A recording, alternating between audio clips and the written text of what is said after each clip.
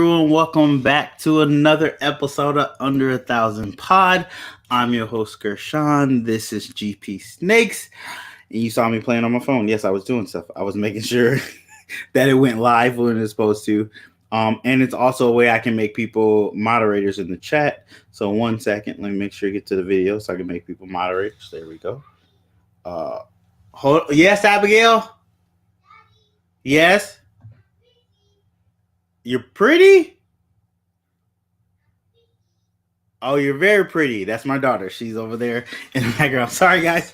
This is fatherhood. But, guys, thank you for coming. This is another episode of Under 1,000 Pod, like I said before, where we bring on all kind of animal enthusiasts, hobbyists, and breeders. We talk to them about their animal journey, ask them about how they got into breeding or how they got into keeping animals, get to learn a little more about them, share their experience with you, and hopefully that helps you with your experience. And it's a great way for the community to come together and us meet each other. That's what I love about this so much. I've met so many new people in the hobby, interesting, not even just reptile part of the hobby, many different areas of other animal hobbies as well. So that's one of the things I love about doing that. You guys are always in the chat, meeting each other, talking to each other, catching up with each other, growing with each other, becoming friends with each other, which is amazing. Love seeing that, guys. So we don't have a regular sponsor for this episode, but I figure we should talk about you actually becoming a sponsor if you're interested. Yes, if you're interested in becoming a sponsor of the Under 1,000 Pod, be able to get your brand out there, get your logo out there, and let people see what you're about a little bit, hit me up. I have sponsorship available. I have different levels. I have a monthly sponsor. I have an episode sponsor. I have a question sponsor. And then you also can sponsor Tip of the Week if you so do choose to. Definitely hit me up. Let me know if you're interested in that, and I'll let you know how that works and where the price points are on that. But yeah, if you're interested and you would like to, help your brand out, get your brand out there, and also help out the podcast in the process, sponsorship is the way to go. So without further ado, well, maybe we should say hello to a couple people in the chat because there are a lot of people in the chat. Oh, wow. So many people. Keys, what's up? Thanks for coming through. Let me know if I haven't even looked at the chat, honestly. Let me know if my mic sounds good. I feel like it's lagging a little bit, but that could be my internet. I'm not plugged up like I normally am. Pandemic Pythons, what's up? Thanks for coming through. Appreciate you. Angel, what's up? Thanks for coming through. Angel will be our guest this month as well on the podcast. Looking forward to that.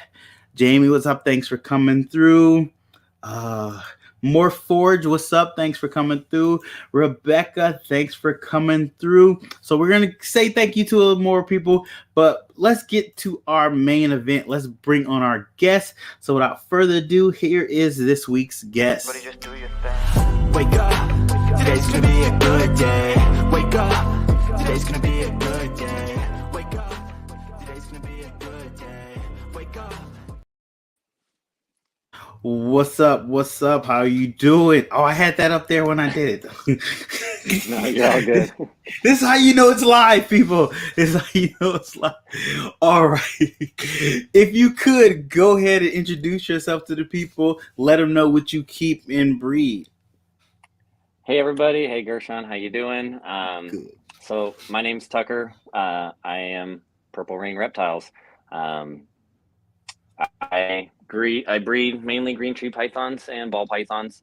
Green tree pythons are my passion. That's kind of my, I guess, bread and butter. That's what I don't know. It's just what I get super excited about. Everybody's got that one species that just, I don't know, any of them, they're just amazing. And that's just kind of how I am with the green tree pythons. And but those are the two main species I have. I don't have anything else. Yeah. That's okay. Mainly what I like to work with.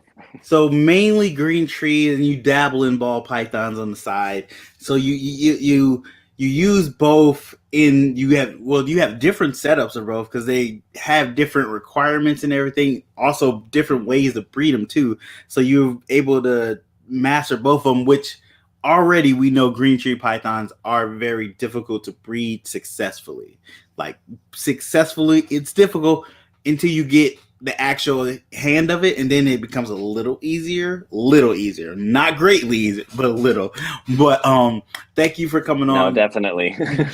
Greatly appreciate you coming on, getting a chance to talk to you. I've been talking to you about starting a YouTube channel for a while. I know you're a busy man, so I totally understand, but now we get a chance to at least talk to you about what you're so busy doing, which is the condors and the ball pythons. I wanted to bring you on because I love your condors. They look amazing. I've been following your Instagram for a while now. I've been kind of spying on you a little bit, but you have some beautiful snakes, and I wanted to, pick your brain about them a little bit. No, absolutely. And, thank you so much. I mean, I love them, and I appreciate that other people love them. It's fantastic. I like to share them with people. They're a misunderstood species, in my opinion. They have this bad reputation that they are aggressive and mean, and they are just always out to get you. And I mean, even with imports, there's ways to work with them. There's ways to interact with them. And I mean, the number one thing that I could suggest is just understanding their reactions, understanding their movements, what they're doing, how they're reacting to either you touching them, grabbing a water dish, kind of something like that. And hey, Jamie, and shout out to a lot of people in the chat, a lot of them that you guys named off, especially Angel and John, and those are awesome, good friends of mine, and nice. Appreciate you guys being here.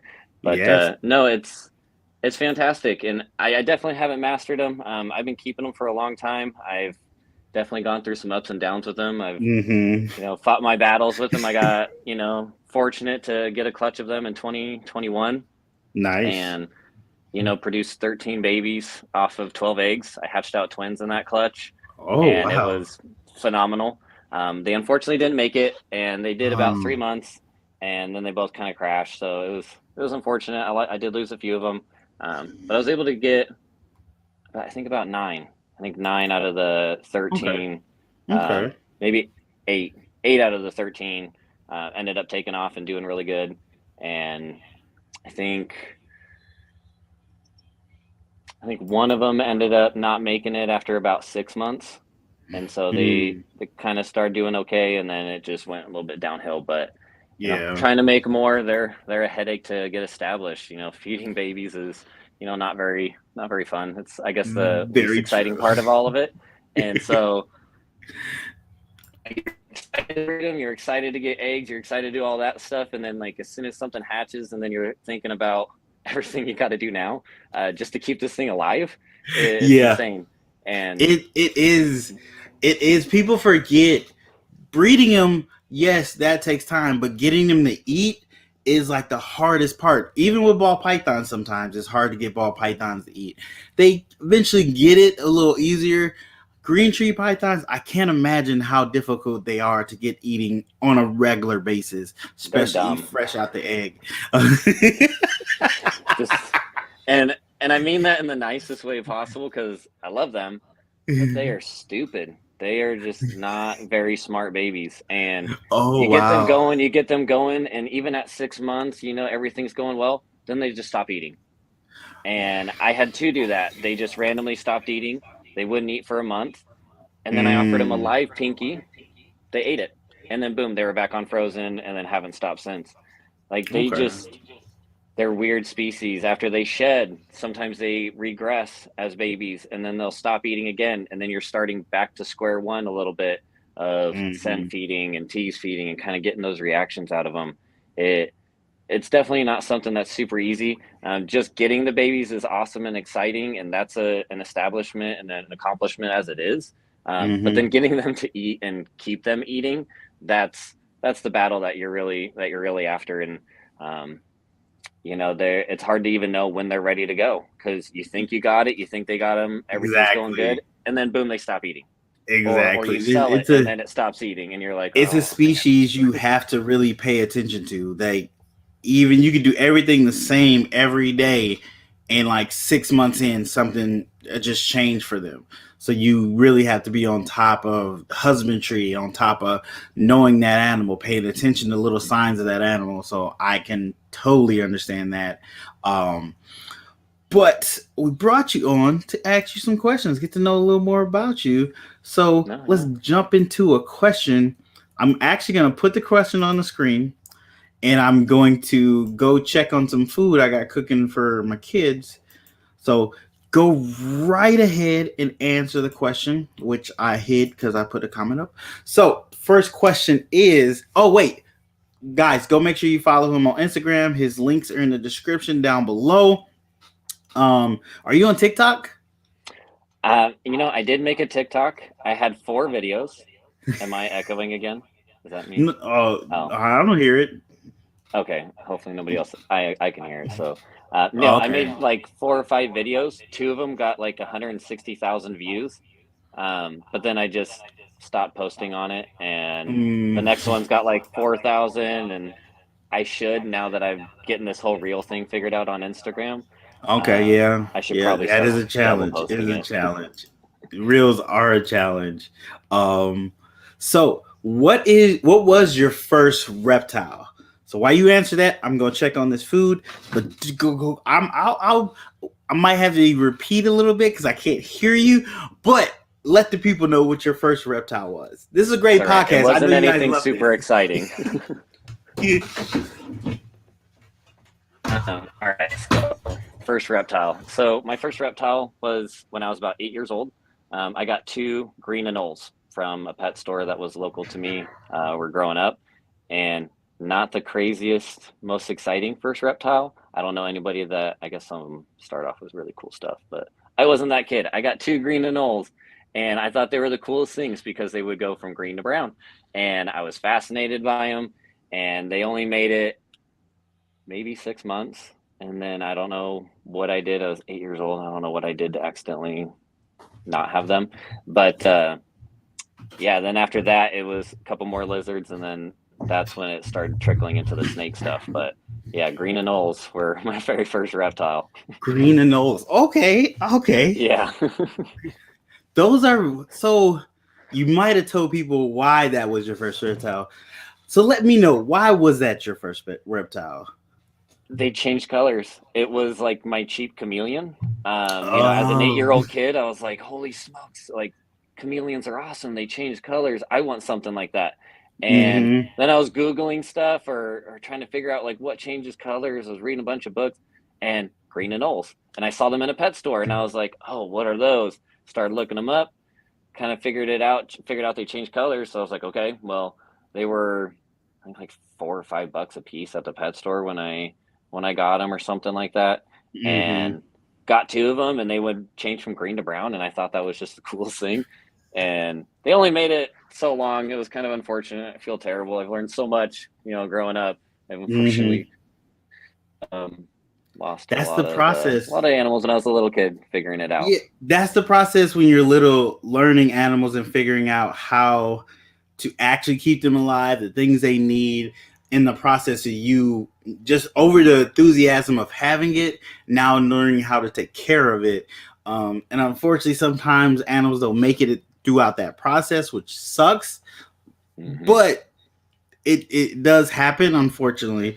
But like, it still brings that excitement of you learning about that animal and learning about keeping them, and that excitement grows into you being a responsible keeper down the line, and getting better at your craft and being better to understand the animal and take care of them the proper way. So that's still a positive, even with the dark side of sometimes those animals don't make it, unfortunately. What's up, Tucker? Oh, so many people came in. So Tammy, Jeremy, thanks for coming through. Mike, I don't see the chat, so I don't know who's all in there. Oh, I'm gonna try to appreciate everybody that's in there. Slitter and Serpents came through. Who else? I know I seen somebody else. Multiplayer Morse, what's up? Thanks for coming through. Still love that logo. So we did get one question. Was it a question? Yeah, it was a question. Let's see. It's popping up. They are. I do. Yeah, I haven't really said anything about it. I'm picking up another one. It's sibling to the sickness, but it's a couple years after the sickness was produced. So Bill Steele repeated the pairing a few times. So I'm getting a sibling, I believe, from one of the other pairings. But I do have, I guess, like a nephew. The direct sister of the sickness was bred by Ryan Glenn to a Biak male and produced some absolutely stunning babies. And I was able to acquire one of those babies, and mine turned out to be a male. I'm gonna double check. I'm pretty sure he's a boy, but as he's growing up, I'm like, you kind of like have this cool female-ish body look. So I don't know. I'm gonna kind of check him out again. I only probed him once, and he was kind of iffy. Could have gone both ways, but it was still a little deeper than my holdbacks, and so I was like, okay, well, I guess we'll see. I'll check them out in like another 6 months or so. I'm in no rush. They're only, I think he was born in October or September, and mine hatched in November. So he's a couple months older than mine. So he's probably about 18 months right now. Okay, I'd say right around that range. But I do. He does look awesome. He doesn't look like Ryan Glenn's night child. I give him so much crap about it. So I named mine Day Child because it's the complete and polar opposite. I will pull it out here in a little bit. I'll show everybody. He's a cool animal. He's really neat. And so I'm excited. Nice. I'm just excited to have, that bloodline and to be able to breed that, and being so similar in age with my holdbacks. I would really love to kind of cross those with each other and see kind of what that does, what kind of stuff that would produce. I think that would be really neat, really exciting. But I also plan to breed the other one with some stuff so I can hopefully have some babies growing up from him, and then eventually cross both of those together. So then I have kind of sickness blood on both sides of it, and cross that together, see what happens, both being kind of outcrossed to something else. So I don't know. I got plans, but it's going to take a lot of years. They're still really young. Is that time it takes for them to grow up and get up to size, and still for you to feel comfortable to breed them?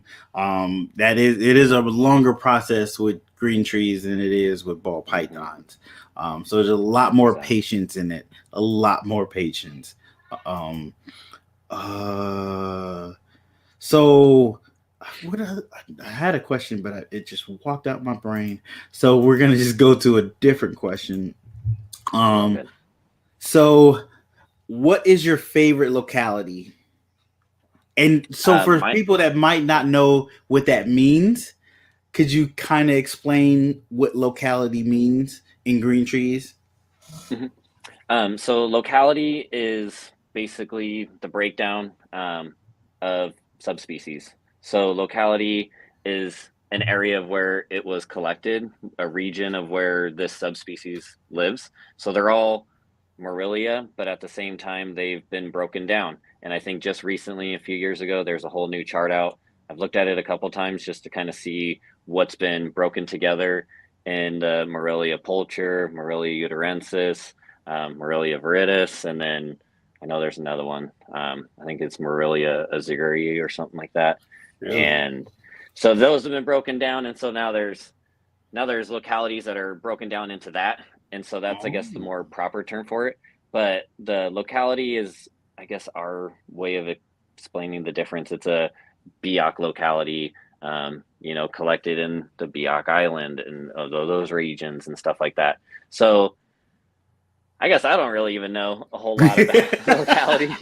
I mean, it seems like just like ball pythons, it's ever evolving. The term that's always been around since I was a little kid, so you just kind of pick it up. But exactly, my definition is the region and area that it was collected in.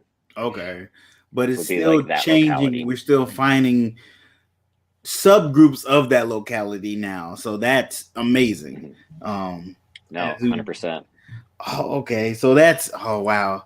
I didn't know there was more subgroups like that. That's new to me. So that's amazing. So like Jayapura, Cyclops, those are just a couple that are so similar, but those are both like uterensis. Aru is Morelia viridis. Biak is Morelia azuri. The pulcher is Sarong Manakori, Arfak. So it's kind of interesting how they've broken those parts down. And basically in scientific terms, they've just said these are basically the same thing. And that's why they're called that. So obviously we've seen that there are differences, look at Kino, Windy City Chondros, his Cyclops stuff is absolutely incredible. It's the perfect type of phenotype of Cyclops that you just love. And then I love Jayapuras. They look completely different, and I've seen so many Jayapuras that just look different than Cyclops, but according to this chart, they are the same thing. So I don't kind of give or take. That's we've crazy. seen a lot that are super similar, and they basically are. So we'll see. I mean, there's definitely different regions that things are collected in. So I think that plays, kind of a vital role to that. And so, but yeah, going to my favorite locality, that would be Jayapura. That's my favorite locality, mainly because that was the first thing that I was able to produce. I did get slugs back in 2017, 2018. Okay. And so this was my first experience establishing babies. I've been keeping them for a lot of years, and I've read about them and done all this stuff, worked with a lot of awesome people, seen a lot of incredible collections, a lot of people that would be considered OG breeders, but they are unfortunately no longer keeping reptiles. And so, but Jayapuras, those are definitely 100% my favorite. It's probably just because I'm super partial to them now. But I liked them a lot beforehand. Jayapura was my first green tree python. That was the first thing that I got growing up as a kid. I was 17. I was back in 2011 when I got my first green tree python. I actually traded an emerald tree boa for it. So I had emerald tree boas first. And Okay. not a lot of people know that, but I used to keep emerald tree boas when I was a freshman in high school. Freshman to sophomore, junior, I had emerald tree boas. And then I traded one for a green tree python. And then at that point, it just took off for me. And I've been keeping them almost ever since. That was my dream snakes right there, was emerald tree boa. I got one. I had one for 5 years. Loved her to death. Unfortunately, she passed. But that was like one of the dream snakes for me to have. So I did get that dream snake. I got to enjoy her. I got her as an orange hatchling, and I got to watch her do her color change, which was amazing. It's like a whole different thing watching them do their color change. But wow! So what made you go? What was it about the green tree pythons that pulled you away from the emerald tree boas? I was trying to think about that, and I was like, "Holy smokes!" I was 17, so I don't know if I could really remember what I was thinking more towards back then. What made me kind of trick. But I used to get a lot of books. We'd go to the library. I had 8 siblings. There's 9 of us total in our family. So we didn't have a whole lot of resources. We didn't have computers growing up as a kid for the longest time. Like, I would have them at school, but I didn't have access to that at home. We just couldn't afford a lot of things like that. So we went to the library. I collected a lot of books. I would read a lot of books. And emerald tree boas are like the biggest picture in most of the books. Yeah. It's the most fascinating species.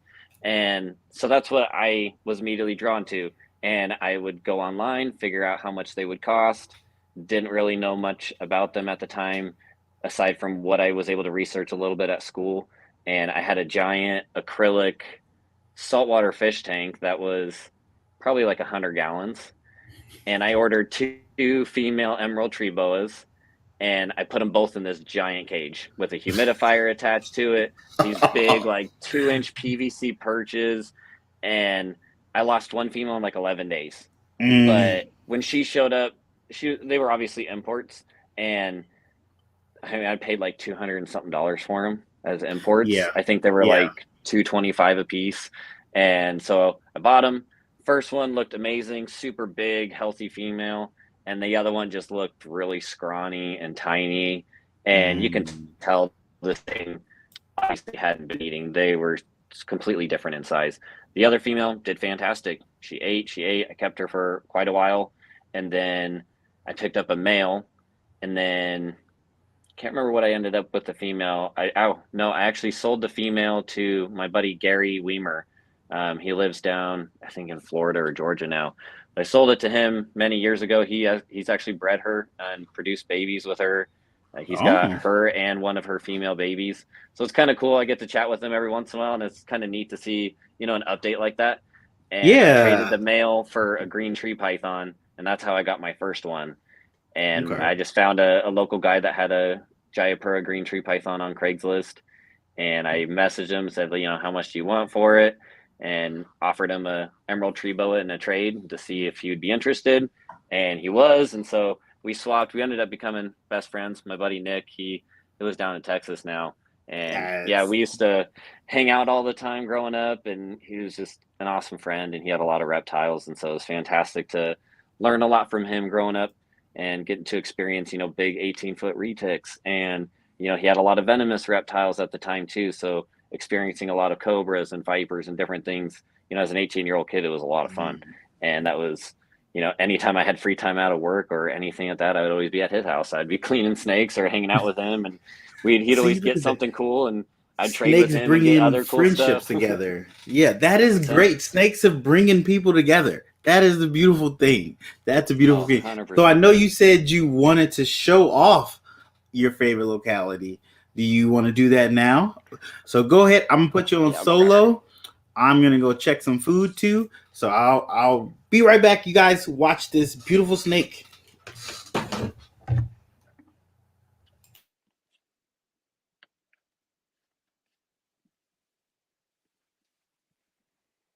This is going to be interesting to see how it shows up on camera. I don't know how well she's going to show up. But this is a female Jayapura green tree python that I produced in 2021. You can see how her eyes are still really, really red. They're red kind of like their Neo color.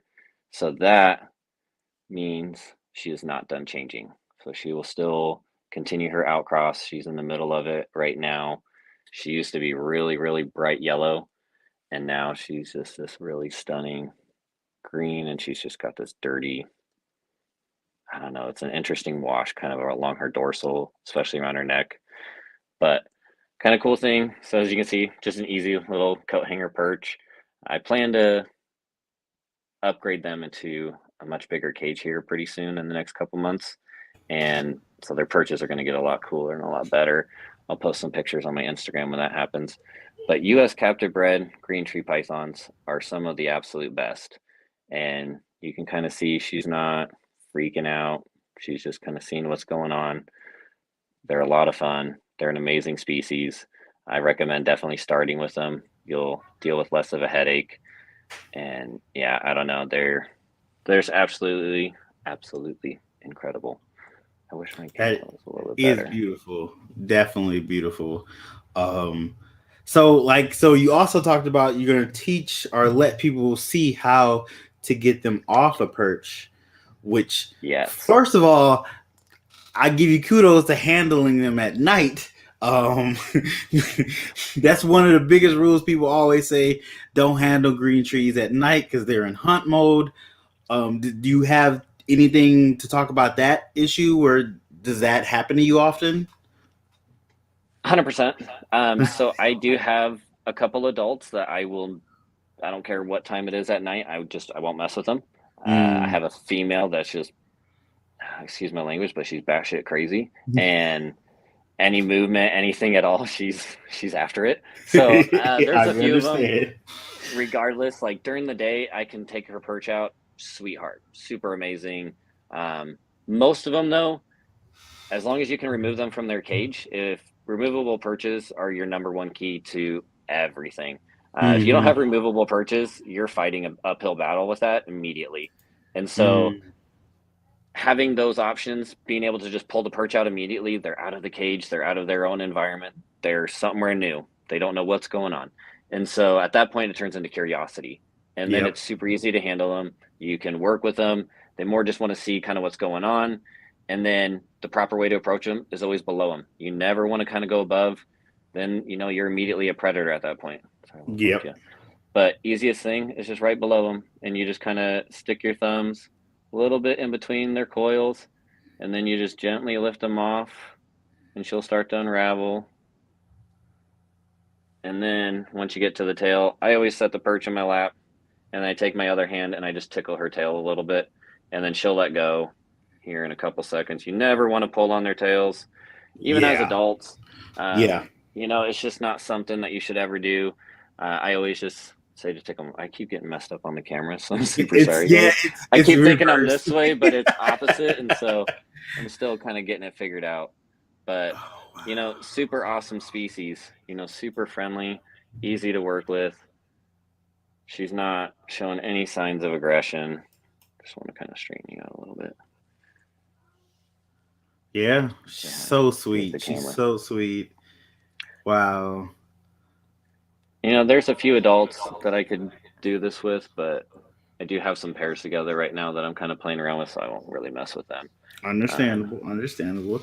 Yeah, I mean, and also for those that don't know, can you talk about their tail, like why it's that color?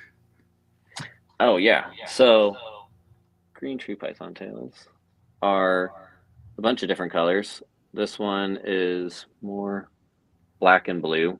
It's kind of getting a little bit of crazy. Her mom's got an all blue tail. It's really neat. I don't know if I can get that to focus. It's pretty good. It's a pretty good focus. But Cameras, so they use technology. this tail to coddle lure. So they pretend they make their tail look like a worm.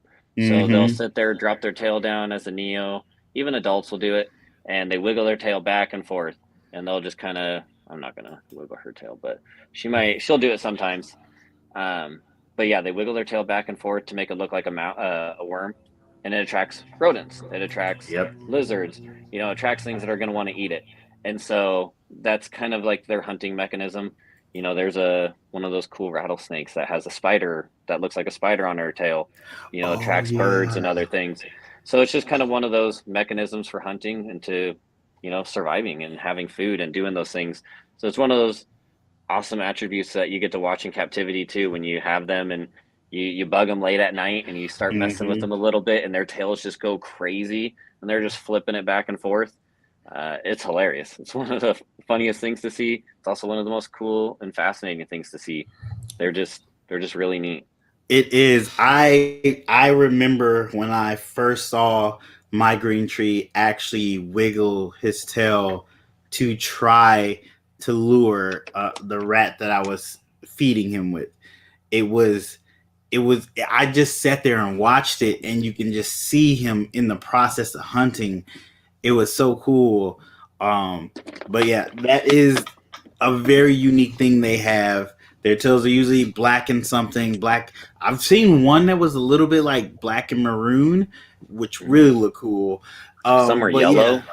Yeah, they come in so many different colors, and now that we're kind of crossing localities, we're getting different bloodlines too. So there's the blue bloodline, which is I really would like a blue and phenomenal condor. Yeah, that would be great. But I know that's going to be expensive and time consuming. So I got to make sure I'm ready time wise to have that, to make sure the animal is taken care of properly and everything so it can thrive in my care. But they are just amazing animals. Just 100%. Amazing. Just amazing. Guys, if like you have any questions for Tucker, definitely put it in the chat. But we're going to ask him some more questions to get to know a little more about him. So how do you advertise your available animals? So typically Morph Market. I'll also post them on my Instagram. I'll post them on my story. I don't really like to make posts about them because I don't want anything to get flagged, and I just try to stay on good terms with Instagram, so I just kind of do it pretty minimal. But I will post it on my story sometimes, but mainly Morph Market. The green tree pythons, I didn't post them on Morph Market at all. I had sold 2 of them that went out of state, but the rest of them I honestly wanted to keep locally. So I would take 1 or 2 to a local show, and I did that the first ones when they were about 6 months, and I sold a lot of them locally, mainly because I also wanted to keep tabs on them. And they're all close enough where if someone had an issue, I can drive to their house. I can drive straight to them. I can bring my tools. I can show them things in person, tips, techniques, bring stuff if they need it. Luckily, I didn't have to do any of that. I was able to, send a lot of videos. I took videos of each of my babies when they were feeding and working with them. So anytime I sold something, I would say, hey, this is what the video was starting, establishing at the beginning. This is how difficult it was, to going to the point of, okay, this is what I've been doing recently that will help. If it's starting to regress, if it stopped eating, this is what technique you're going to want to use. This is how you're going to want to try to approach it. And luckily, every single one that potentially had an issue, is off to the races now. I love getting updates about them. I just really wanted to keep a lot of them local to me, not to try to be selfish about it, but I just wanted to be able to help people if they needed it. And now that I was kind of comfortable with that and kind of getting things figured out and understanding when these babies are going to be okay, when I'm willing to let them go. At this point, I'm not willing to let anything go until it's at least 6 months old when it hatches. I want to make sure things are established, to the point where nobody's going to have an issue. But if they do, it's not going to take much to get right back on track. And Exactly. That was the most important thing to me. Now that I've learned that, now that I got it over the ropes, I can help somebody over the phone. And now I'm a little bit more comfortable going, okay, if I'm fortunate enough to produce more, I'm happy enough to send it out. I'm happy enough to get more people involved into them and to those that want them. What do you feed your green tree pythons? And are they comparable to green tree boas? They are comparable to emerald tree boas, but emerald tree boas do have slower metabolisms. Yep. So and they're also significantly bigger. Emerald tree boas do get bigger than green tree pythons. Big old They're heads eating, too. they can eat medium rats pretty easily versus green tree pythons. I just recently fed my females a medium rat just to give them a really big meal, kind of just out of the blue. I mainly feed them small rats. I usually do frozen thawed small rats. That's typically what I like to keep them on. If a female is at the point where like a small rat really isn't doing anything, I don't want to starve her. So I will give her, a small, medium, something a little bit bigger, anything that's going to create some type of a little bit of bump. And I don't know. It's emerald tree boas I definitely feed less frequently. Now that I've learned a lot more about them and I understand a lot more about them versus when I first got them. I think Ed Marino feeds his males once every 3 weeks, and his females are, I think, get like double the meals of the males. The males only get like 12 meals a year or something like that, 13 or 14 meals a year, and females will get a little bit more than that. So I know emerald tree boas, I don't personally keep them anymore, but they definitely have slower metabolisms. They're eating much bigger meals. It's just less frequently than the green tree pythons. I mean, some people feed those every 3 weeks too. It just kind of really depends. I do every 2 weeks, 2 to 3 weeks. I play around with it. If I want to breed them, then I'll probably space out feeding a little bit more. If I'm food cycling and going that route and you're feeding females weekly, it's a much different approach. So it really just kind of depends how you're cycling your animals, how you're working with them too. Kind of plays a little bit of a role of frequency of food, things like that. So, but emerald tree boas definitely are slower metabolism. Definitely. Yeah, they do have a much slower metabolism. I learned that when I got my first emerald. I realized I didn't have to feed her as often. I could let her sit with that meal for a little longer. But they do get big though. They get thick, and they feel more. At least my emerald tree was more muscular than my green tree. I really noticed that they felt a little more stronger. But my emerald was, she was very much cage aggressive. So once I got her out the cage, she would calm down instantly. But in that cage, she was like, no one touch me. No one touch me. So I understand that's your space. That you got to protect it. I totally get that. I totally understand that. Well, and the teeth on them, I love them to death. They're beautiful.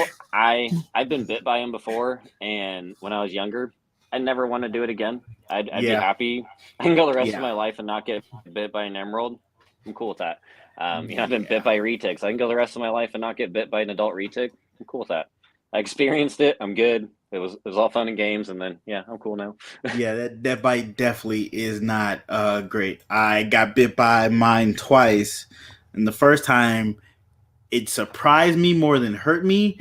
But I pulled away and she was still attached. So she flew out the cage and hit my stove. She was okay. Had her for another 3 years after that. She was okay. She didn't break any bones.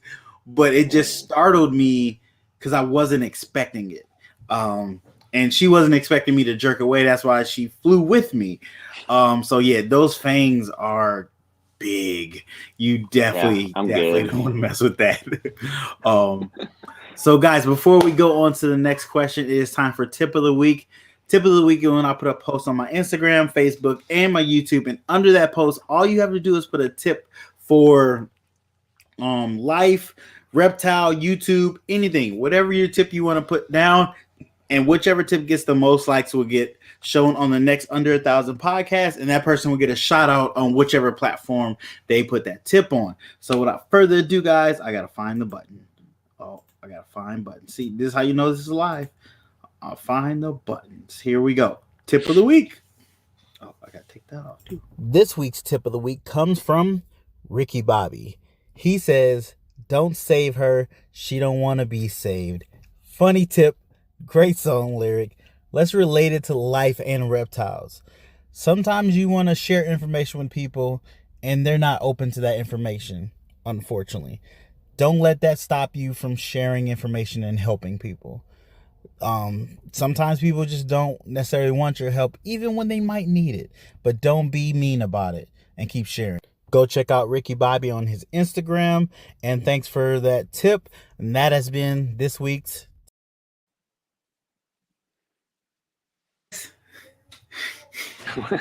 Did it play twice or did it finish playing at all? Did I stop it before? I don't know. I don't think so. Okay. It almost like it played twice. Okay. So that tip, great tip. Check out Ricky Bobby on Instagram. Go check out his Instagram account. I thought it was a funny tip, so that's why I wanted to make sure I used it. I just had to relate it to life and everything else and put it in a little more perspective. 100%. So let's go ahead and hit another question. Where are my questions? There they are. You guys see how professional I am? I'm so good at this. So do you breed? It's always a fun time when you do these because everything usually goes right until everything else goes wrong. That's the way it works every time. Way in life too. That is life. That is 100% life. So, do you breed or buy your snake food? So I buy my snake food. Okay. I do not have the adequate space and not so much time. It's just really the space to be able to breed rodents. Part of my work, I manage multifamily unit apartment complexes. So okay. I live in a 3-bedroom apartment.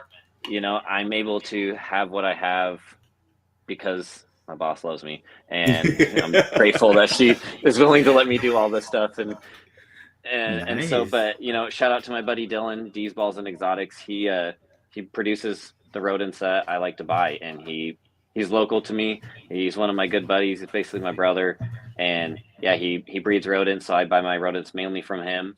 And if for whatever reason he's filling everybody else's order, then I end up going and I'll order from Rodent Pro. Usually is where I'll end up going as a last resort, mainly because they have a lot of different things, a lot of diversity and stuff. So sometimes I'll go there and order stuff, and they always have stuff in stock. I've never ordered from them, and they didn't. I know other people have, but I've just been fortunate enough to not.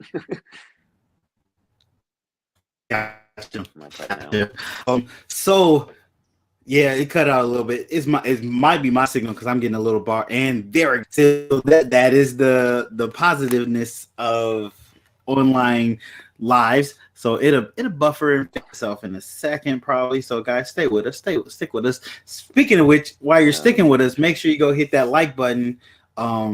Apparently YouTube likes it when you guys hit the like button. So I like that YouTube likes it. So I greatly appreciate you guys hitting that like button. And apparently it does help. It helps the channel grow. So definitely push that button. Thanks for so many people coming in. So many people have come in. I've lost track. I appreciate you guys coming and hanging out with us on this Friday. Definitely appreciate it. So if you ever do scrolling through trying to see everybody in, there's so many people that came through. There's like 10 people that came through and noticed it. Thank you so much. Greatly appreciate it. So if you ever could breed your own rats and had the space, would you do it? 100%. I feel like it would be more cost effective. Right now with my collection, it's not massive. I keep it a relatively easy collection. I was fortunate enough to be able to sell a lot of babies this year and to be able to move a lot of things to where I didn't have to, keep it and breed it and hold it back. And now I can kind of focus on, this breeding season. I plan to do a lot with the ball pythons. I plan to kind of upgrade a lot of those projects. And so kind of making room and space for that, because I know that's going to take up quite a bit of space and time in itself. not to Very mention true. if the green tree pythons go and you're mixing with babies of both of them, it's, I'm hoping for a really good year. I'm also terrified for it. I feel like if I got hit with both of them, or at least more than one or two clutches of green tree pythons, I'm already bald, so I can't pull my hair out. But yeah, it'd be interesting. It'd be a lot of fun. I can totally understand that. Like, I hit 13 clutches last season, and that was my first season going in the double digits. So it was amazing and terrifying all at the same time. So many mouths to feed, so many mouths to take care of, on top of the adults you already have. It is time consuming, and you really have to organize your time to make sure you give enough time to every animal. Oh yeah. You help bring them into the world, so you have to do your best to take care of them. It's your responsibility at that point. So I could totally understand what you mean by getting too many at one time, but also being excited for the breeding season. I can totally understand that. Oh yeah, no, I upgraded my incubator. So surprisingly enough, I made it 2 years running off an incubator that only held 2 clutches at a time. I just got really lucky, and I had 2 females lay at a time. And then after 2.5, 3 months or so, then my 2 more females would lay like a week apart. And so I got really lucky that like things were laying really sporadically. But I finally upgraded my incubator. Now I can hold somewhere around like 16 to 20 clutches in it or something like that. So I upgraded that a lot to make sure I had plenty of space in the case that I got, fortunate enough to be able to produce some more babies and, just have some more stuff to, I don't know, hold back. Really, I want to hold back a lot this year. Gotcha. Am I lagging? So, like, what is your? Yeah, I still heard you. What is your? I'm probably lagging now. What is your? Yeah, I hear you clear. Ultimate. Okay, what is your ultimate goal? It's not even one of the questions, but now that you were talking about, what is your ultimate goal with the ball pythons, and then with your condors? Like, do you want them to be your main source of income and be your main job? Do you want them just always to stay a hobby? Where's your mindset there? Right now, it's more of kind of a hobby for me. I have a full-time job. It pays well enough for me to survive and pays the bills and, provides what we need in the house. So selling snakes and being able to do that and to be able to make money from that is, beneficial, mainly because I'd like to buy into other projects if I want to add something. Unfortunately, it's okay, what am I willing to let go if I want to add this and this? And I try to just let the snakes kind of take care of themselves. If I want to get stuff, I'll happily move something to be able to add a project that I really want to add. And starting out, it definitely wasn't that way. I put a lot of money getting into it to start it up and get it to this point. And now I'm kind of at a point where I'm like, all right, I got enough of them that if I really want this more than this, then I'll let this go to be able to get this. But ultimate wise with the ball pythons, I really love puzzle. My buddy Dylan showed me the puzzle and I'm all in. I really like puzzle. And so I have a pin puzzle male that I've been breeding, and I'm working on some double het puzzle clown stuff, some double het ultra male puzzle stuff would be fun. Hopefully make some visual puzzles this year. And yeah, I'm really just trying to make a lot of nice hets, and I'm making some het clown stuff and a lot of het puzzle stuff. And then hopefully when I make puzzle clown stuff, I can take a visual male and breed it to a lot of these holdback het females that I'm growing up. So I can make some visuals, 100% hets, kind of go that route. Yep. And then eventually, while being able to throw codoms into other genes, I plan to throw a lot of like OD, super OD. I really love that stuff. And I'd like to get super OD into a lot of my projects. I have it in clown right now, and so I'm excited about that, but I would love to see some super OD puzzle stuff for sure. Yeah, super OD puzzles would be nice. I'm just getting into puzzle. I have a het puzzle female that I'm raising up, so I'll see where I go with that. Definitely probably need more for that project down the line, but that's what I'm starting out with so far. But since we're talking about goals, what is something you would like to achieve with your social media this year? I mean, I lost my first Instagram account last year in July. I did some stupid thing, clicked on a link, didn't have the double authentication, and lost my account. Never got it back. It ended up, I think, getting deleted recently, finally, after like almost 6 months. So my biggest goal is kind of building back up to at least minimum of where I was. I'm already over halfway in less than half the amount of time. So I'm grateful Nice. enough that enough people have found me again and new people that have found me and followed me. I appreciate everybody's support with it, but really just kind of building everything back up. I'm trying to get more consistent, posting reels and kind of being more active in that field of things, really building the account. I'd like to, I don't have some crazy drive where I need to have 1 million followers on it. It would just be Uh-huh. cool to have some nice consistent followers. So when someone new reaches out to you and they're like, hey, do you have somewhere I can check out some more of your stuff? Be like, cool, yeah, check out Instagram. And, instead of seeing like 150 followers, hopefully they'd see somewhere around like the 5 to 10,000 range, just to help them see like, hey, there are people that see and know this stuff. But, I've had some new people reach Exactly. out and they want to buy something, but they want to see, somewhere else where you are on social media, send them to Instagram. And I've never had an issue with it now, but it would just be cool to build my account up like that and just to kind of have it somewhere in that range. I Yeah. don't have some goal where I need to be at 10,000 the end of this year. I'm just happy that people love my page. People love my animals. They like what I'm doing. I love what a lot of people are doing too. And so I like seeing what they do on Instagram. Nice. Yeah. I don't know. So I got 2 kids. I people don't get to spend a ton of time going through everything and making this some awesome thing. My focus is making their life awesome. understand that. I can totally understand that. You got to have that balance. I can totally understand that. But also, that's a tip right there, guys. Make sure you got double authorization on your Instagram account just to be safe. Oh, You never know. Android puzzle DG. That is an amazing combo. That is Yeah. crazy. Crazy. Yeah. Holy smokes. Crazy. I want to follow that project. So follow me on Instagram so I can follow you back. That's What up, incredible. Ricky? I don't know if you saw it. You were tip of the week with that great tip. You can watch it later. Stay here for now, but you can watch it later, Ricky. We can watch it later. But thanks for showing up. Appreciate it. So get back up to where you were is your biggest goal here, to try to get back where you were and have fun with it and stay consistent. I love that you're trying to be more consistent and you're getting active with the reels. That is a big thing that will definitely help you gain those followers back and gain new followers. And it's fun. It's a very creative outlet with your animals too. That's an amazing thing there. Oh, no, I love when people message and they're like, wow, that's an incredible animal. And, I love seeing that. I just love that other people love what I have.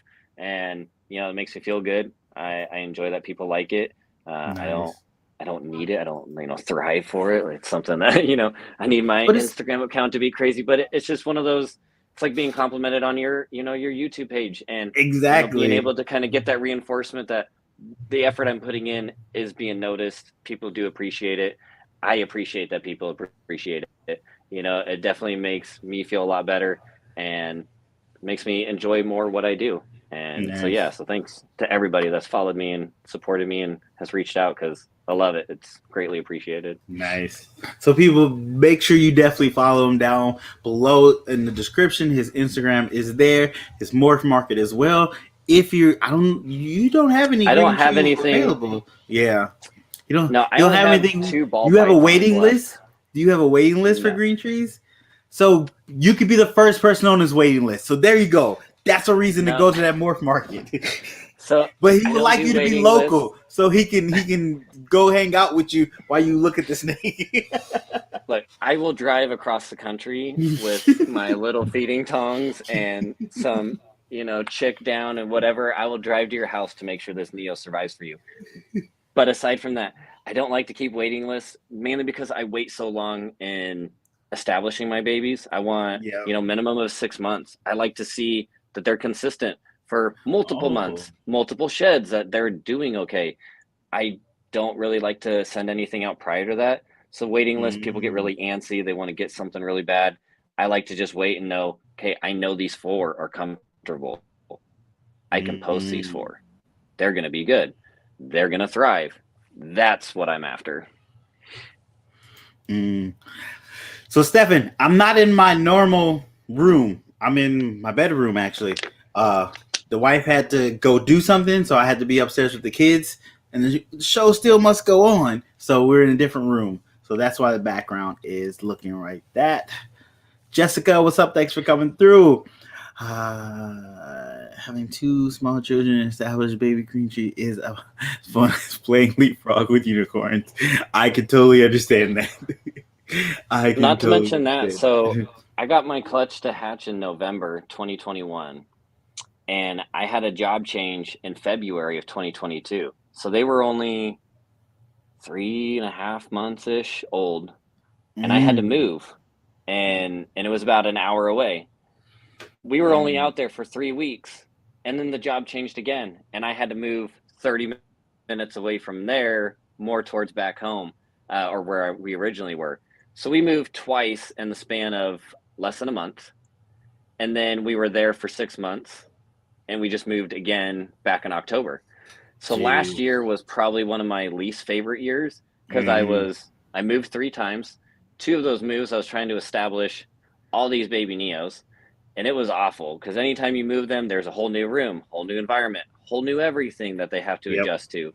I was very, very fortunate that none of them skipped a beat in the move, and it wasn't until we were at our place for 2 months after the second move that a couple of them were just like, no, I don't want to eat anymore. And then I offered them alive after like 3 weeks to a month, and then boom, they ate it, and then now they've been eating consistently since. This last move in October, nothing went off food. It was only a 20-minute move to where we're at now. Everything moved very easily. Everything kept eating, and it was awesome. So I got very fortunate on that last one. We're now basically stuck where we're at for at least 2 or 3 years. So I'm okay with that. I don't want to move anymore. I'm sick of moving. And so it made last year kind of tough, trying to establish these Neos. Moving is not fun. It's not fun. Especially with animals, babies. Too. Oh, yeah. Oh, yeah, with kids, too. You always forget something. It always happens. Oh, yeah. So what is it? I was going to ask if you got background. I thought you get comfortable on the couch. So I dabble with the idea of breeding my own rats. Like you said, financially would be a lot easier on you financially, and where your rats are coming from, and they're right there, so you can always go get what you need. Some things have recently happened where my time won't be as open to be able to do that. So for now, I have to stick with buying rats. So that is a slight update on that. Maybe some things will change in the future. I'll hit the lottery. One of those 2 things could happen, and it would be great. But as of right now, we're going to stick to buying them for the seeable future for at least for another year or so. But 100%. I'm about to ask Tucker my last question. If you guys have any questions for him, put them in the chat. We will definitely try to get to them. But what is your dream condor to produce? So chondro. So there's an R. Chondro, yeah. You're good. So my dream chondro, probably something similar to the sickness. Something an almost entirely all black green tree python is just it's mind blowing. The blue ones, they're fascinating, they're incredible. The blue line lineage and all that stuff, it's phenomenal. I love it. Everything about it's fantastic. It produces high black animals. It produces high yellow animals. It's just awesome what it does.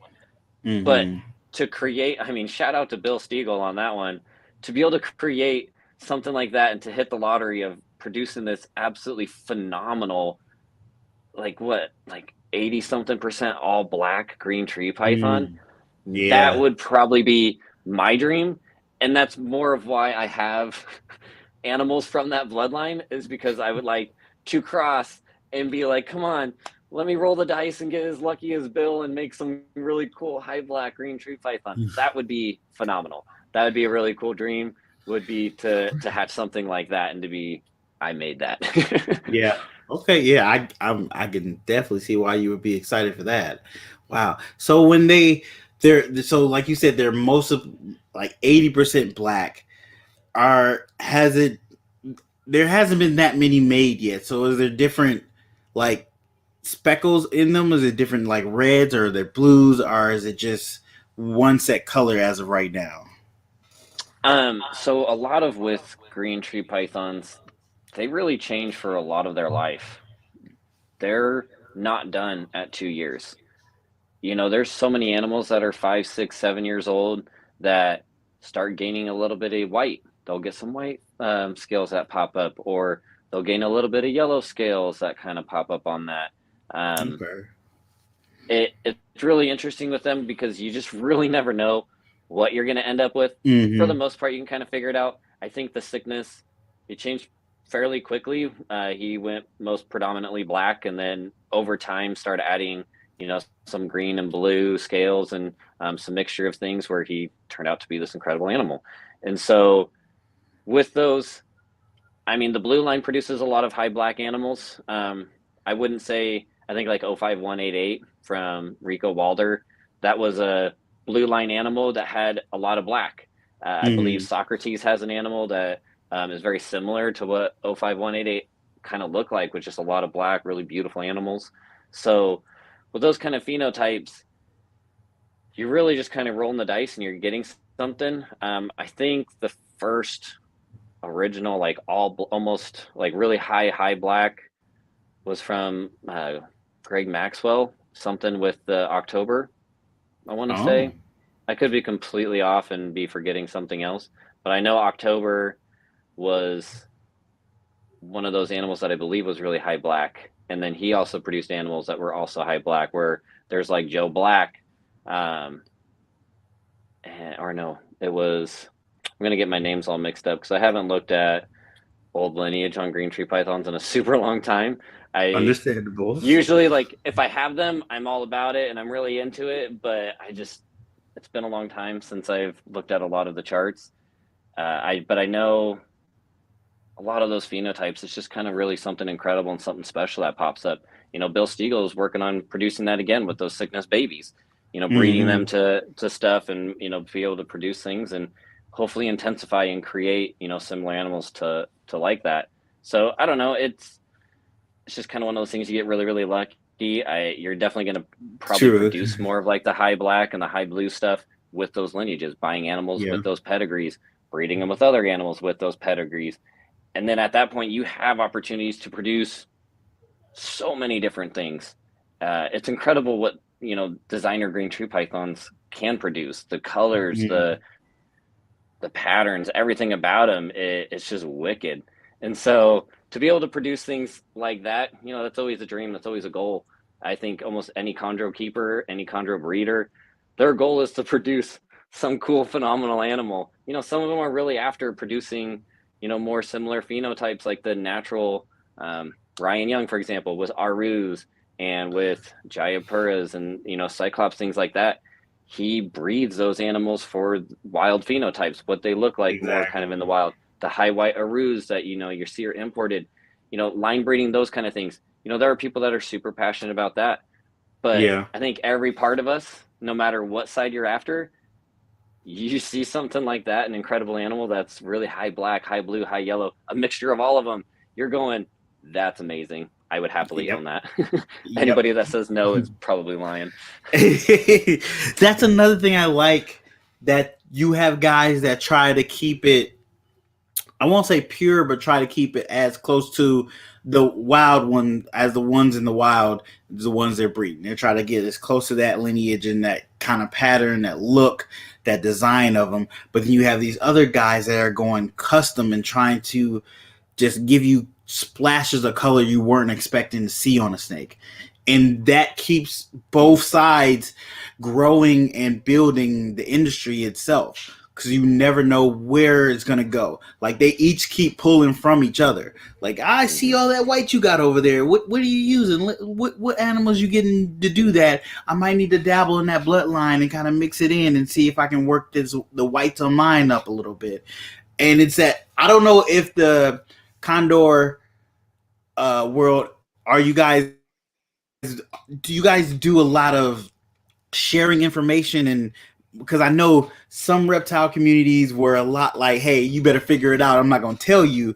have you guys evolved from that and just been like more open with each other and sharing information and sharing things that has happened, or how is it for you guys? I mean, it's kind of hit or miss because there are definitely some breeders that do not like sharing any more information than what may specifically pertain to one animal that you're talking about. There's not a lot of Mm, people that will backtrack and provide lineage and charts. I mean, I believe back in the day, there used to be unfortunate cases where people would ask for lineage and then they would sell this like plain green snake with this crazy pedigree that you would make it look like it was like god awful. And so you'd see stupid things like that. So I think a lot of people stop sharing that. But I think now in today's day and age, you get so much stuff that you get so many breeders that are just willing to share it, you know, with YouTube, with Instagram, with all these other websites and platforms to be able to gain this information, share this information, you know, similar to kind of what we're doing right now. Now that that's more available, it's kind of hard to not share the information because now if you don't share the information, you're kind of more of a jerk. Like nobody wants to work with people like that because it really is all about understandable. building each other up, helping each other out. You know, why would I want to keep information that might make someone successful because I feel spiteful of them? Man, I hope Hmm. everybody is able to have the opportunity to produce green tree pythons. Not so much that, you know, we need to flood the market and there's got to be a ton of them. I want everyone to experience how freaking crappy it is sometimes to make all this stuff and to realize how hard it is. So when you put a price tag on something, they go, Yes. that makes sense. I So people can understand why this appreciate the animal is this work that way. went into it to not only produce but actually get that animal to thrive to the point where you're okay with selling it, and people want know why you asked for $10,000, because this took time, Oh yeah. effort, patience working with that animal. And Brad, you're right. I'm gonna just say GTP because I can't say nope, I can't say it. So I'm gonna just say GTP. But I appreciate you laughing with me, Brad. Appreciate it. KT, what's up? Thanks for coming through. Appreciate you. Hammered the reptiles. I forgot to say thank you for coming through as well. This has been great. I knew you were going to give me a lot of new information. I didn't know I would have so much fun learning new stuff. So I'm super excited to have you on. So blessed to get you to have time to be able to come talk to us, let us know a little more about GTPs and the amazing world that is working with them, the things you will be doing with them in the future. Definitely looking forward to that. But is there anything you want to let people know about besides going to your Instagram? Anything else you want to let people know about you? Either you got coming up, look forward to, or look for you to be doing soon. Are you going to any shows soon? You're vending something? Let people know. So I did vend a couple weeks ago at the Pac Northwest show with actually Angel Carrero. He was one of the guys I typically vend with, Angel and Dylan. Okay. Those are my two homies when it comes to the shows. They'll travel down to Portland and I'll travel up to Tacoma, and we usually typically do the shows together. So Angel and Dylan, you know, shout out to both of them. They're fantastic people. D's Balls and Exotics, and I think it's Angel Carrero Reptiles. Two Mm-hmm. amazing people. Angel's going to be on in a couple weeks, so you guys can Yep. listen to him. He's got a lot of awesome stuff. I have some animals here he produced, and both of them that they both produced, and that's fantastic. But no, I think the biggest thing is really I'm kind of excited about the ball pythons this year, mainly because it's just a lot of het puzzle stuff that I'm just super geeked about. I am working, I don't know if you know a whole lot about Grimm, but I am working Grimm het puzzles and hopefully making some Reaper puzzles. I was going to keep that kind of quiet, mainly because I don't know anybody else working on it. So I really wanted to try to be like, hey, I made some Grimm het puzzles. I'm cool. You know, just trying to make that splash to make yourself popular in the ball python market. Like, oh, I made something cool. True. Look at that. No, True. I think that's something it's hard I'm really to stand excited out. about. It's hard. It really is. You kind of got a hit or miss. But I can't remember who it was in the chat that asked about the sickness line stuff and if the baby looked cool. I'll pull them out really quick, and so that way they can see him. Oh yeah. Like I said, he's not as fancy and as cool Evan. as his sister, but he's still really, really neat. He's still got a ton of orange. So guys, make sure. Oh, let me I can take this off. Of course. Guys, make sure I'm gonna you get go this whole camera subscribe to thing. us. I mean, but it's so hard. You just got to go left is right and right is left. I know it's, Oh wow! and I'm trying to go opposite with both of them. But yeah, so he's really cool. He's still got a ton of red and a lot of orange. I'm not gonna get this down very well. This is gonna be awful. Sorry, guys. But Hey, yeah, we're all no, wait, learning. I'm getting We're it. all learning. So yeah, he's still got a ton of orange. I think that's probably gonna end up turning yellow. So I think he's still gonna be really, really neat. He's not as cool as his sister Night Child, but that's why I named him Day Child, because he's the complete opposite. It's fantastic. It's fitting. So hopefully he turns out to be she. That'd be really cool too. Make me feel better about it. No, I'm just kidding. I'm grateful for him. I love him to death. That's another thing with green trees. You don't know sex until what? Isn't it almost a year and a half? Almost. I mean, safely, a lot of people wait until they're about a year and a half. Some people will get it done in like almost a year. It really depends on how big the animal is. I waited until one that I sold got probed. Someone probed it and checked the sex. So I was like, well, I know mine are bigger than that one. So if they were comfortable enough to probe that one, I'll just check mine really quick. And I didn't really go into it super heavy where I was trying to figure out and check them all. I just really kind of checked them both relatively quickly. So I do want to check them again. I'd like to wait until they're like 2, just to see a little bit more size. He's pretty cool though. This guy, he's getting actually a couple black specks that are just randomly starting to pop up recently. But it's just a easy little coat hanger. I put a little tiny PVC piece in I think those are 24 16 quart tubs. So it just sits right there. It doesn't tip over, it doesn't fall over, and goes corner to corner. Yeah, it might have paused for a second, Rebecca. I think we should be going now. Oh, did we pause it? I think it paused for Rebecca. It might have paused just for her, because everybody else is not. So do a refresh, Rebecca. Ooh, yeah. He's just got a ton of orange on his sides of his neck. So I hope that turns yellow, because that would look really, really cool. That would look cool. Down his body, it's looking more yellow, but he is really slow changing.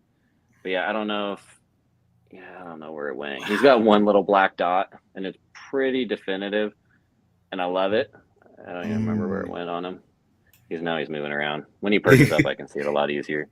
Now that he's moving and grooving, I don't want to mess with him. He's getting excited. But he's super now. active. Once they're out and about, like, he's not super defensive. He's just more curious. He just wants to know what's going on. Letting them kind of wake up and adjust to stuff like that. That's what makes him fantastic. He might light me up now. Yeah. Nah, he's pretty good. That's good. Oh, wow. Stupid camera. It's going to be the death of me. Yeah, hopefully you guys got to see him. He's really cool. I took a couple of reels of him. Cool. I'm about to post him, so go follow my Instagram. You can see him a little bit better. Yes. Yeah, definitely, guys. That's another reason to go follow Instagram. Check out the reels on this guy. You'll probably get to see that black spot on him. That is going to be an amazing project to keep an eye on, to see what happens, how it develops, and what you actually produce. So, like, as you produce animals, you will most likely hold certain ones back because they have more of the black pigment in them and showing it off. So you would try to keep that going. So that's what that line breeding would be for that project, which is amazing. Oh yeah, he fooled me good, because when he started his outcross, he was peppered with black spots, and I was like, oh yeah, I hit the lottery. I'm gonna be the new cool guy on the block with this awesome high black animal. No, complete opposite. As he started getting older, it just started getting darker green, and I was like, you dirty bastard, you did this to me. I knew it. And I love him to death. He's still fantastic, but man, he put me through the ringer because I thought I hit this really cool baby. And no, Ryan Glenn ended up picking out some really awesome holdbacks because all of his turned out great. I know some of the other ones that were collected turned out really cool too. But I don't know, if that orange turns yellow, that's still an incredible animal in his own way. He's going to look he's gonna look the only thing like him. And Yep. you know, I'm working some fun projects that I'd like to try to produce this year. I'm not doing any more pure localities this year. I'm doing what's paired. I'm doing Biak Sarong. I'm doing also Sarong Jayapura. And then I'm also maybe pure Biaks. I haven't Okay. figured that one out. I might do Jaya Biaks. Okay.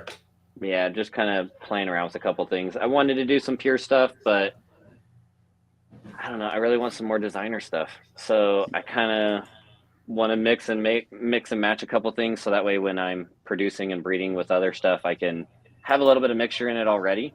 And I think it would just be a lot of fun that way. So Yeah.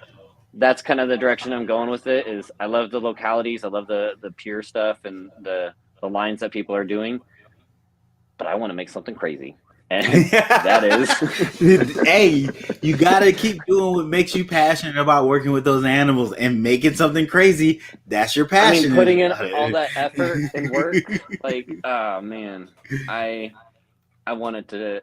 I mean, even if they didn't turn out crazy, it's still awesome producing them and doing all that stuff. I love the green ones just as much as I do the black ones, but I just want to make them. I just want to be, you know, it's not even for anybody else. It's really just for me. I've just always had a dream of making a cool high black, high blue, green tree python since, you know, I first got into them and seeing what Rico Walder was doing with those and seeing the books with Greg Maxwell and all that crazy stuff.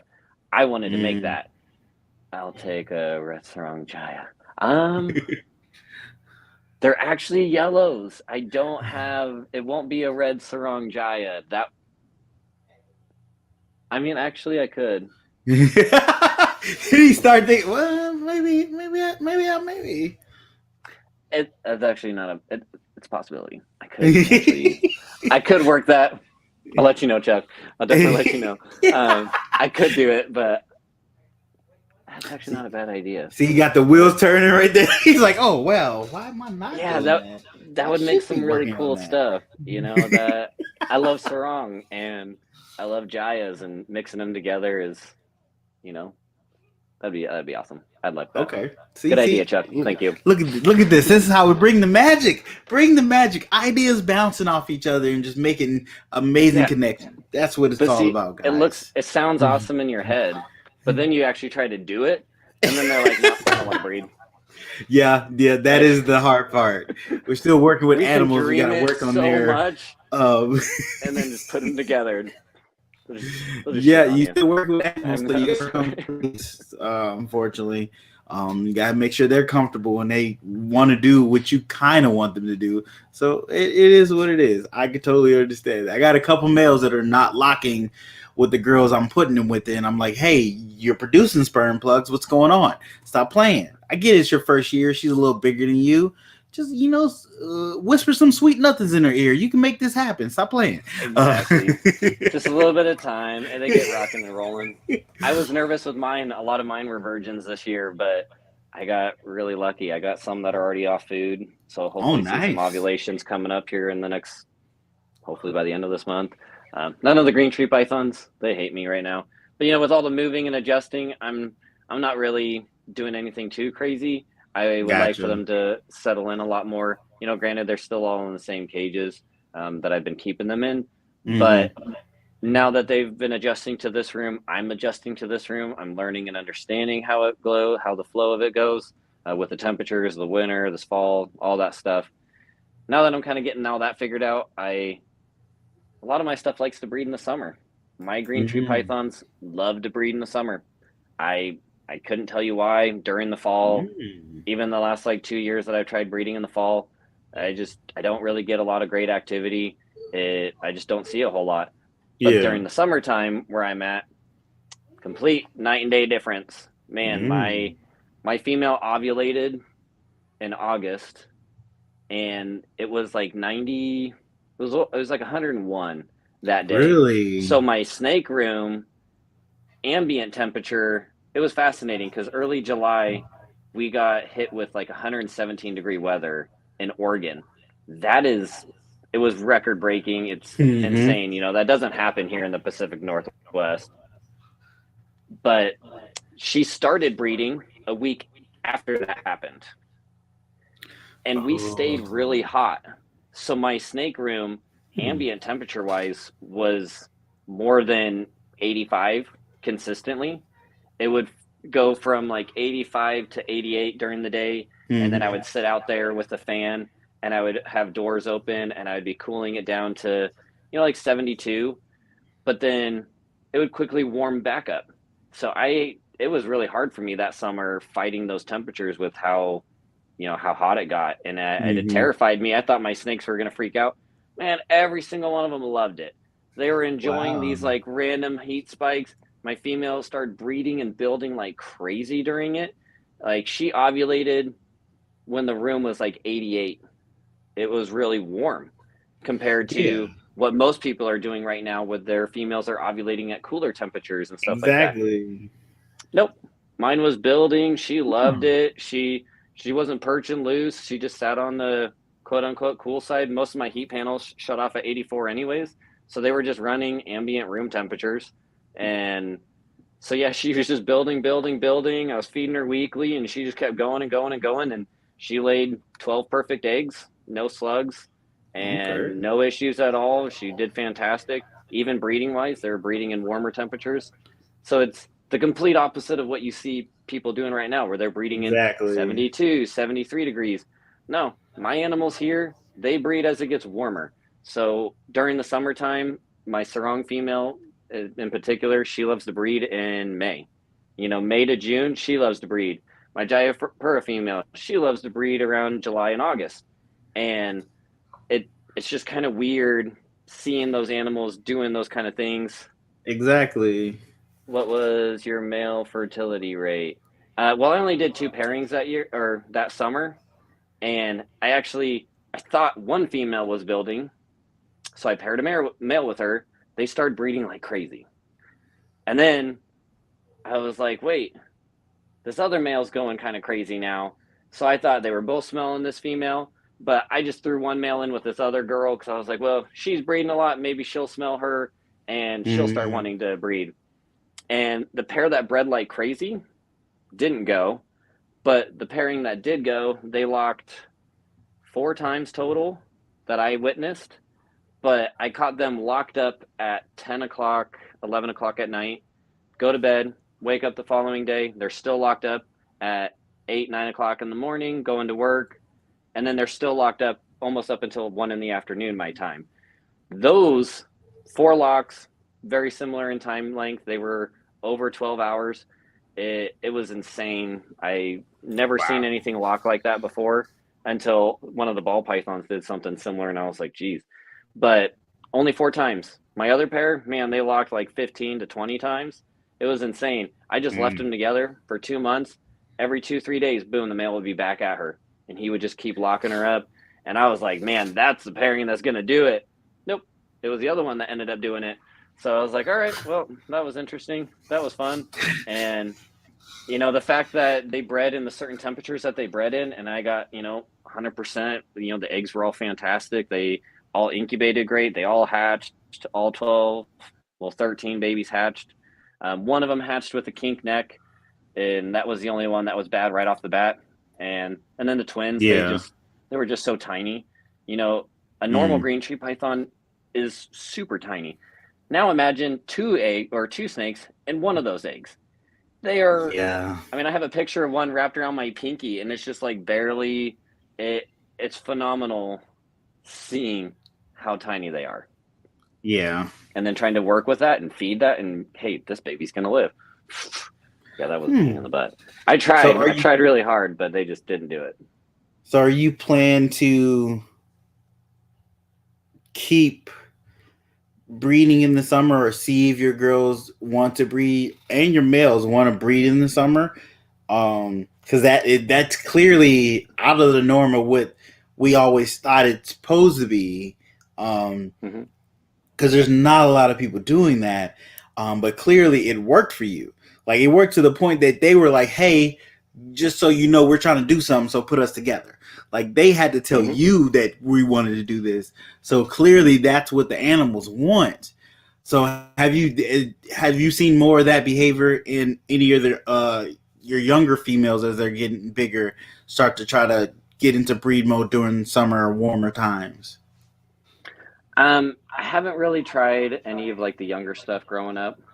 I've, with all the moving and adjusting, I'm only trying a couple things. I don't want to Yeah. get overloaded with a lot. I would like to maybe get one this year. I would be super happy with that. Anything more than that, I'm super happy, but I'm like, dang, there's no vacations.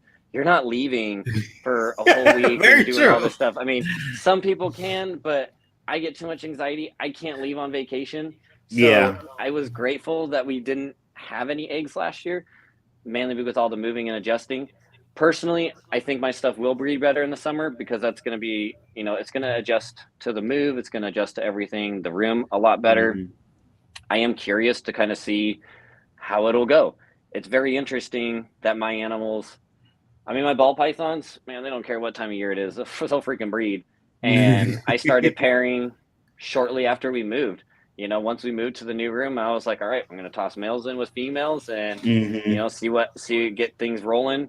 And all of them started breeding right off the bat. I didn't have any issues getting things to lock up, and the ball pythons, so they're all doing good.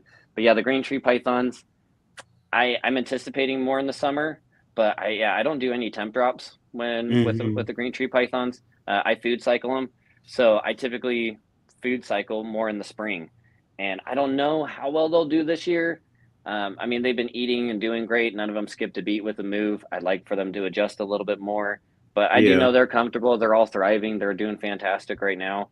So I'm gonna feed them super heavy this month, and then I'm gonna cut them off March, April, and then half of May, and then I'm gonna start pairing like mid-May, and that's what I'm Okay. really gonna go after. I threw a couple things together mainly because we just got a little bit of rain, so I was like, oh well, maybe Yep. something will breed in the fall.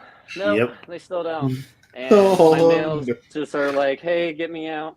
So it's fun, but I food cycle, and that's typically what I do, and that's probably why a lot of my stuff breeds in the fall because I don't feed it as heavy in the spring. gotcha. I feed really, really heavy during the winter time, mainly because I know not a lot of my stuff is pairing aside from the ball pythons. So I feed Mhm. super heavy in the winter time, and then I slow it way down in the spring. And then in the summer, I kick it off feeding weekly right off the bat to kick the summer off. And That makes then, sense. that's kind of how it ended up panning out with my other females. It was just interesting that, people say you have to have cool temperatures to get fertile eggs. They have to be down to this, this range to be able to produce healthy eggs. My female did the complete and total opposite and threw me Exactly. all perfect eggs, no slugs. And I see people do the cooling temperatures, they get all slugs. It's, I don't think there's any special way to do it, but I think depending on your region, depending on how you keep your animals, how you're doing things, everybody keeps them differently. Yep. And that's the other fascinating thing about a species that's supposed to be super, super difficult and the hardest thing in the world. They're not. You can keep them 100 million different ways, and they're still going to Yep. do great each one of those ways. And except for one way, I would not do bioactive unless you have a big enough enclosure with plenty of airflow. It's just asking for a lot of issues. But to each their own. Everybody's down to do it. I still love those cages; they're fantastic. I personally just wouldn't do it. But I Gotcha. keep baby green tree pythons in a shoebox tub, and they thrive and do fantastic. Mhm. You can keep these things in the simplest of things as long as you're meeting their temperatures and parameters. They're gonna thrive and do Exactly. fantastic. Exactly. Long as you can see the animal is doing well in that enclosure you choose to make for it, and the way you choose to feed it and water it and take care of it, keep doing it. Long as it's Mm-hmm. thriving and it's growing and it's healthy. Like you will Yep. instantly know when it's not healthy, you need to change something. But if it's doing it and you're doing something totally different than all the books have told you to do or all the other guys have told you to do or the way they're doing it, don't think you're doing something wrong. Just understand that's the way your animal works.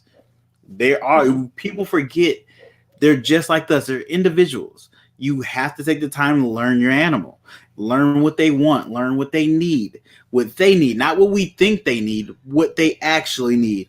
And they'll tell you it. They just can't talk to you about it. So you really have to pay attention to that body movement, the way they act, the way they eat. If they're Think eating of it real like fast, dating. which You some of us are not taking good the at. time. No, some of them are not good at, and that's same thing with reptiles. This is why they This is a good lesson. Consider it like dating, though. You're going out with somebody. You're trying to learn things about them. You're trying to learn how they react to certain things, how you react with their reaction to certain things. You're trying to figure everything out about them. It's the same things with the animals. We are dating these snakes to learn everything we possibly can about them. We spend probably more time with our reptiles than we do, the people in our lives. No, hopefully not like super bad, but there's a balance. You got to have a healthy balance. So backtrack a little bit, healthy balance. But that's kind of like what it is. We spend so much time with these animals. I hope you learn something about them. Yep. I hope you can pull a tub about an animal and be like, so this one, I don't do this with this one because I know he's going to light me up this way. Or, there's certain things and attributes about each and every one. You have to learn every single one about them. You're dating all these different personalities. You have some that hate you and want to kill you, and you have some that just want to love on you and be out whenever you're out. You're learning everything you can about them. And that's what it's all about. Once you've understood them, they're going to understand you. And then there's going to have this cooperation of, I will tolerate you touching and pulling me out and handling me, versus I'm still going to bite your face off when you pull me out and handle me. But, I'll let you pull me out. There's some of those. It's a bite of love. So there was one question we never answered. Someone asked, where did you get that poster behind you? Oh, I think I just ordered it on Amazon. I was just looking. I don't have. That was so anticlimactic. Oh, Amazon. Yeah, it's an Amazon poster. It's awful. I don't hang anything up in my room, mainly because your walls are typically covered with stuff. I can't cover this ARS rack. It's a CV70, so they're 33-inch long tubs. I have to have plenty of space to be able to pull those tubs out and do all that. Yep. So I was like, hey, I have a wall that I need to put something on. So I put a calendar that I don't write anything on because I just keep mental notes, and I have note cards of every single one of my animals with their food, shit, all their stuff. I tried to write like pair of snakes. I did it 2 days before I actually wrote it on my calendar. And so, I mean, like, I don't actually, it's awful. I don't follow my calendar at all. My fiance Paris, shout out to her. She gives me shit about it all the time. Excuse my language. Sorry to all the kids and everybody watching. I appreciate your support and thank you for watching. But Amazon. This is Amazon. Beautiful Amazon. I think it was $16.99. Shout out to my homie Kino. Yeah, what's up? Thanks for coming through. $17. Shoot me a message on Instagram. I can pull up my orders on Amazon and I'll figure out. I ordered it like 2 years ago. It sat in package forever. And then I finally had a space where I can put it up, and now it's up. See, look, there's a green tree python. There's no emerald tree boa on this, which is pretty interesting. They're almost on everything. So they need to make an updated one. Yeah. So I had to have it. There you go. There you go.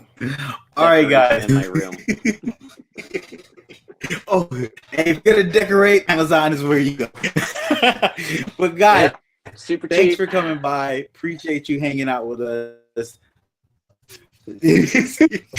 But guys, if you're not done for the night, go check out someone else's podcast. You got Keys Constrictors Hair Down Fridays going on later on the night. Derek might be going on Friday. Iron Dog should be having his live going on. Drop if you know anybody else doing a live that I might have missed. Let everybody know about what's going on. Hang out. Hopefully you guys are hearing this. You guys for coming, hanging out with us. I don't know if I'm lagging or greatly appreciate it. If you're new to my channel, subscribe. It's 2,000 subscribers in the description. That will be awesome. But for all of the support, hopefully you guys have a good weekend and everybody see Tucker do it. We'll be back in the back room in a second. All right. Bye, everybody.